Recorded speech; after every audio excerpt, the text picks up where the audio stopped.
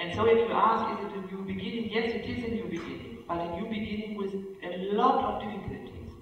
Not only, as I said, because of course every new country has a lot of difficulties, but also because of all these unsolved problems of the past. And we also have the problem that people now look at South Sudan, but they completely forget about Sudan itself. In Sudan we also have Christians left, which are in a very difficult situation now with the government, which has announced that they only want to have Sharia, as they only want, there is no Christianity at all. But even the Muslims, the majority of the people in Sudan are very moderate Muslims, and they also don't want to live under the ruling of the Sharia. And so, but these people are completely forgotten. And the West, in its wisdom, the international community, while they were supporting Arab Spring in other places, like in Libya, in Tunisia, now in Syria, in the case of Sudan, if people say we also want our rights, we want a different system, which also would help us to be good neighbors with the South, everybody, including the West, says no, no, no. Bashir, although he is indicted by the International Criminal Court, it's better he remains to guarantee stability. What kind of stability? Where you have wars going on, where you have the danger of a new war with the South. We have talks going on between Sudan and South Sudan right now in Addis Ababa, because the UN Security Council even issued a resolution that if they don't come to terms, they will sanction them. But we are not confident yet that these talks will lead to something sustainable. Because all these problems are not solved, we fear that there will be no sustainable solution. Maybe there's some pressure, maybe something will be signed, but we are not sure that this will really lead to something sustainable. President Bashir, when it was at the brink of the war in March this year, was saying there can be only one, either myself or Salva Kiir. What does that mean? Where do they want to go back to?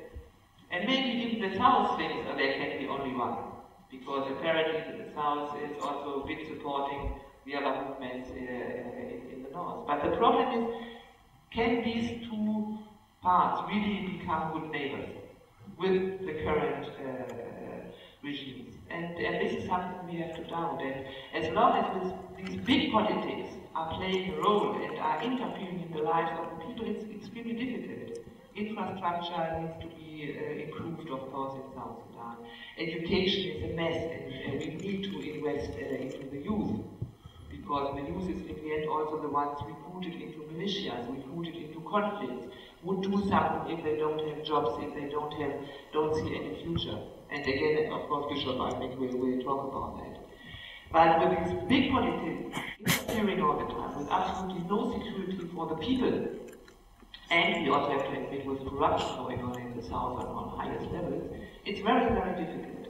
I'm not saying it's impossible, but it needs people like you also to stay there, to have a long breath, to have long-term programs, and to invest in the youth, and to keep on pressuring your governments that they should have a proper assessment of the situation.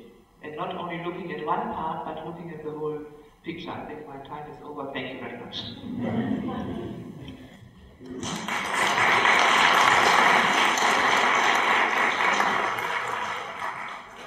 Thank you, Marina. Just a follow-up question here.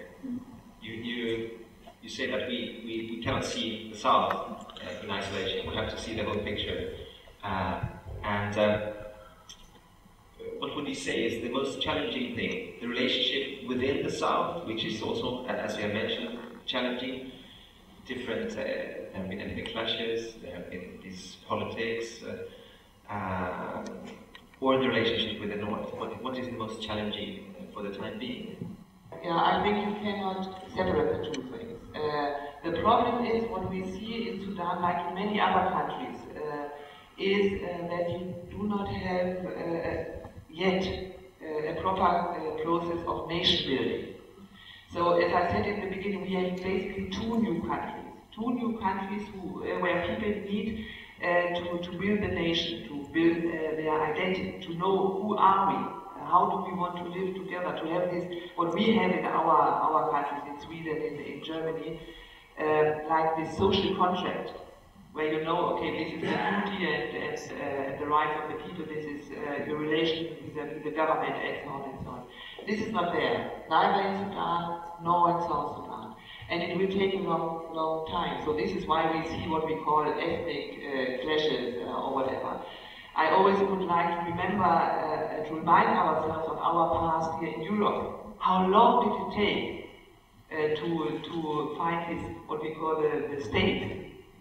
So it was centuries where we tried to see on what are the borders, what kind of way we want to live together, and it was never peaceful. So this is the biggest challenge. And then, of course, everything dealing with healing the wounds of the past, reconciliation, and then coming to good neighbors. So I would say both countries need to work on their own, let's say, nation-building identity, and then see on how to link it to become good neighbors. But it will be a long process, I'm afraid. Thank you. Now, Bishop Stephen, so what does this mean for the people of Louis and for you, for yourself, and for this? You see the Louis diocese there. It's blue, smaller blue. Is it? Give us your view. You know, the question of new beginning for the people of South Sudan. It has been very long struggle. Our people started, the first bullet that was fired, it was in Torit, in Eastern Equatorial State, 1955, even before the independence of Sudan in 1956. And the people of South Sudan were not happy about all what has been going on, and they want to be by themselves and to become free.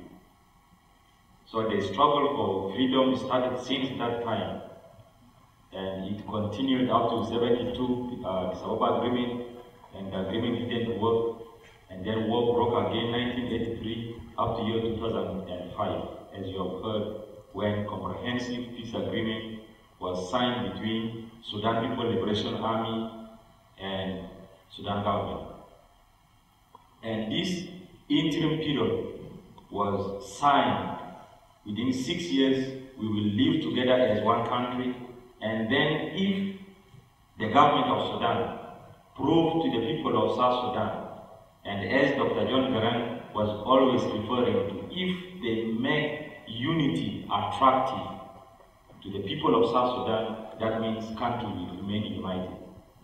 But during the 6 years, it didn't work, and when the time for referendum came, people of South Sudan voted for separation of the country. They want to be free and they want to be independent. And we are very happy and thankful to God, because God answered our prayers and heard our cry for independence, and we are now a nation. Baby nation in the world, because we are 1 year old. And the new beginning means we are now new people in the world and trying to build ourselves and build our identity, as you have said, as you have heard from the first speaker. And it is not easy. The independence came with a lot of challenges. We as church at the moment are also facing a lot of challenges, because in Louis area, church is in the center of people's lives. It is the hope that the people are having. When we were still in darkness, it was missionary work of a missionary who traveled from Scotland in 1920, and he started preaching gospel of Jesus Christ to the people in Louis and beyond Louis area. Dr. Kenneth Grant Fraser and his wife and his sister-in-law, they settled in Louis and preached the gospel. And it was the time for enlightenment for the Moro people. And that is how we became enlightened. People started learning how to read and write. And it was from 1920, that was the time people became more connected to the church, and church became part of their lives.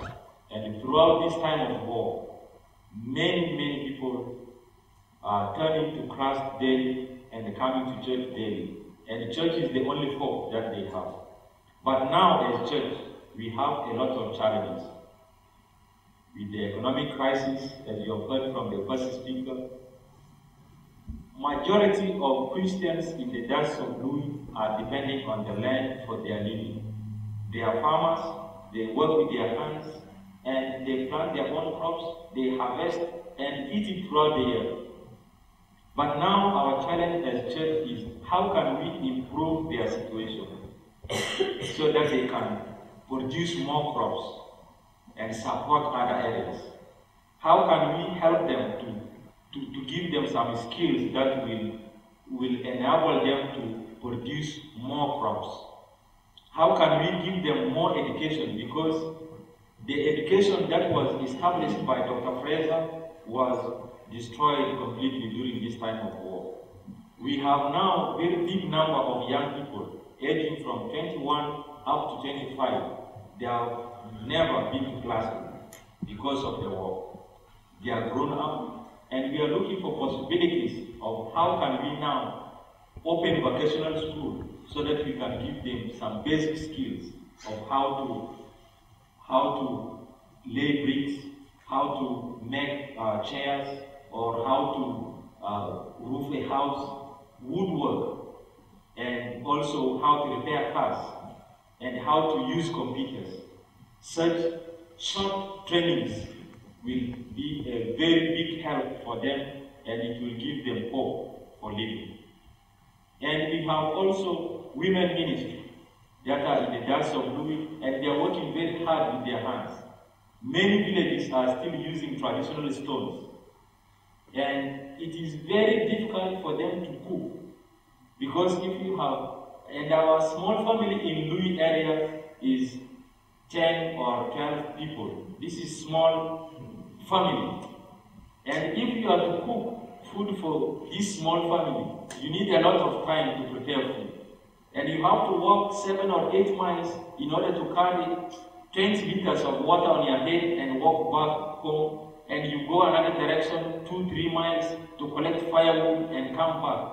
And preparing of food is not easy. So how can we help such communities so that their life can be improved? So these are the challenges that the church in the Diocese of Louis is facing. By grace of God, we were able to establish one grinding mill in village of Kadiba. And that grinding mill is very big help for the community. You will see people lining up more than 50 or 75, coming with their corns or bringing their sorghum or cassava flour to grind. And we have much more villages that are still in need of such help. We have villages that are very thirsty and they have no water to drink. So we are working very hard to communicate such news so that if there is possibility of drilling water wells or harvesting waters or restoring from the streams that are running around, it will be very big help for the church and the community in these areas. So we are living in a situation where there is a lot of challenges, but we are just looking for possibilities of how can we start improving people's lives in this new country that we have just received from last year, July 9. And this year, July 9, we are 1 year old. I myself, I'm new in the office. I'm 1 year old bishop because I was consecrated or ordained last year on June 26. So this year, June 26, I'm 1 year old in the office. I'm also at the beginning of the work and trying my best to continue with the ministry of our Lord Jesus Christ that was established in that new country, and we are struggling and trying our best.